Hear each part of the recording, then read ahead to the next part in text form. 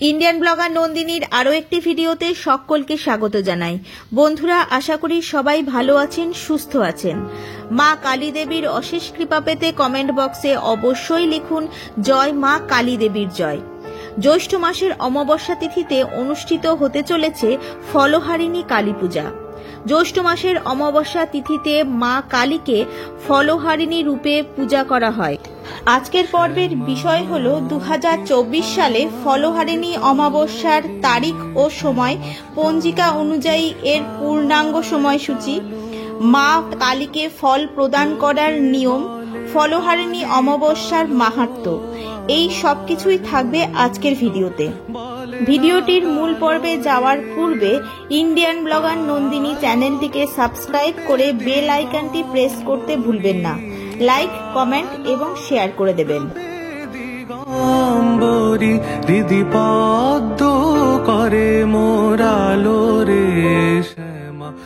সনাতন ধর্ম অনুযায়ী বছরে 12টি অমাবস্যা রয়েছে। তার মধ্যে থেকে যে 3টি অমাবস্যার গুরুত্ব প্রদান করা হয়, তার মধ্যে অন্যতম একটি অমাবস্যা হল ফলহারিণী অমাবস্যা। প্রত্যেক বছর জ্যৈষ্ঠ মাসে এই বিশেষ অমাবস্যা তিথি পালন করা হয়। কি এমন রয়েছে এই ফলহারিণী অমাবস্যাতে? কেন এই অমাবস্যা আমাদের কাছে এতটা গুরুত্বপূর্ণ? এই ফলহারিণী অমাবস্যার মাহাত্ম্য চলুন জেনে নেওয়া যাক। পুরাণে প্রত্যেকটি অমাবস্যা তিথিকেই মা কালীর উদ্দেশ্যে সমর্পণ করা হয়। শাস্ত্রমতে ফলহারিণী অমাবস্যা হল বছরের সেই বিশেষ দিন, যেই দিন ভক্তদের সুকর্মের জন্য মা আশীর্বাদ প্রদান করেন এবং অন্যদিকে সন্তানের কুকর্মের জন্য উদ্ভূত অশুভ প্রভাব থেকে তিনিই আবার সন্তানদের মুক্ত করেন।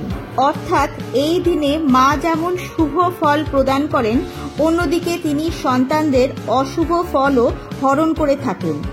আর সেই জন্যেই এই জ্যৈষ্ঠ মাসের অমাবস্যার দিনটিকে ফলহারিণী অমাবস্যার দিন হিসেবে গণ্য করা হয়। এই বিশেষ দিনে মা কালিকা ফলহারিণী মাতা রূপে পূজিতা হন। বন্ধুরা, শাস্ত্রমতে এই বিশেষ দিনে অমাবস্যা তিথির সময়কালে যদি কোনো ব্যক্তি পূর্ণ শ্রদ্ধা ও নিষ্ঠার সঙ্গে মা কালীর উদ্দেশ্যে মাত্র একটি ফলও অর্পণ করেন, তাহলে মা তার অভীষ্ট মনোবাঞ্ছা পূরণ করেন এবং তার সমস্ত পাপ মা কালী হরণ করে নেন। চলুন বন্ধুরা, এবার জেনে নেওয়া যাক 2024 সালে বাংলা 1431 বঙ্গাব্দে ফলহারিণী অমাবস্যার পূর্ণাঙ্গ সময়সূচি। 2024 সালে 1431 বঙ্গাব্দে ফলহারিণী অমাবস্যার অমাবস্যা তিথি শুরু হবে 5ই জুন 2024, বাংলার 22শে জ্যৈষ্ঠ 1431 বুধবার সন্ধে 7:15 পর থেকে। অমাবস্যা তিথি সমাপ্ত হবে 6ই জুন 2024, বাংলার 23শে জ্যৈষ্ঠ 1431 বৃহস্পতিবার বিকেল 5:53। 2024 সালে 1431 বঙ্গাব্দে জ্যৈষ্ঠ মাসে ফলহারিণী কালিকা পূজা দুদিন অনুষ্ঠিত হবে, 5ই জুন এবং 6ই জুন 2024। পঞ্জিকা অনুযায়ী জ্যৈষ্ঠ মাসের অমাবস্যা তিথি শুরু হচ্ছে 5ই জুন 2024 সন্ধে 7:15 পর থেকে এবং যেহেতু সমস্ত কালী পূজা নিশিকালে অনুষ্ঠিত হয়, তাই 5ই জুন 2024 বাংলার 22শে জ্যৈষ্ঠ 1431 বুধবার সন্ধে 7:15 পর অনুষ্ঠিত হবে ফলহারিণী কালিকা পূজা। ফলহারিণী কালিকা পূজার একটি বিশেষ নিয়ম হল, এই দিন মা কালীকে বিভিন্ন মরশুমি ফল দিয়ে পূজা করা হয়ে থাকে।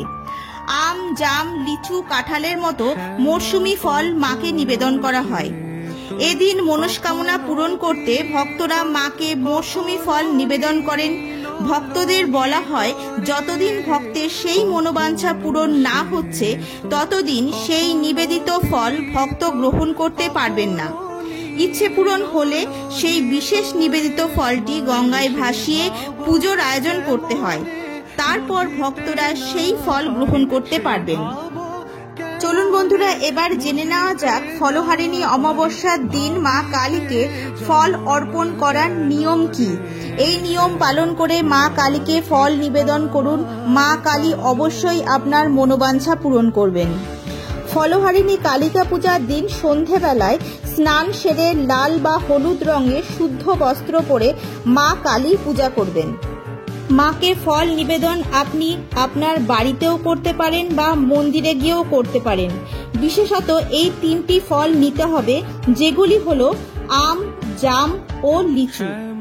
এই 3টি ফল নেবেন এবং যেগুলি বিজোড় সংখ্যায় নিতে হবে, অর্থাৎ 3টি বা 5টি আম, 3টি বা 5টি জাম এবং 3টি বা 5টি লিচু। এই 3টি ফলের মধ্যে যদি আপনি কোনো একটি না পান, তাহলে তার বদলে আপেল বা পেয়ারা ব্যবহার করতে পারেন।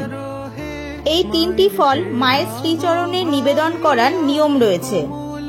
শুদ্ধ বস্ত্র পরিধান করে লাল আসনে বসে মা কালীর ছবির সামনে ঘিয়ের প্রদীপ জ্বালাবেন। মায়ের শ্রীচরণে প্রথমে বেলপাতা ও জবা ফুল অর্পণ করুন। এরপর বেজোড় সংখ্যার আম, জাম ও লিচু নিবেদন করুন। পরের দিন ভক্তদের মধ্যে এই ফল প্রসাদ রূপে বিতরণ করবেন, কিন্তু নিজে গ্রহণ করবেন না যতক্ষণ না আপনার বিশেষ মনস্কামনা পূরণ হচ্ছে। আজকের ভিডিওটি আপাতত এই পর্যন্তই। ভালো লাগলে অবশ্যই লাইক, কমেন্ট এবং শেয়ার করে দেবেন। সবাই খুব ভালো থাকবেন, সুস্থ থাকবেন। দেখা হচ্ছে আবার পরবর্তী পর্বে।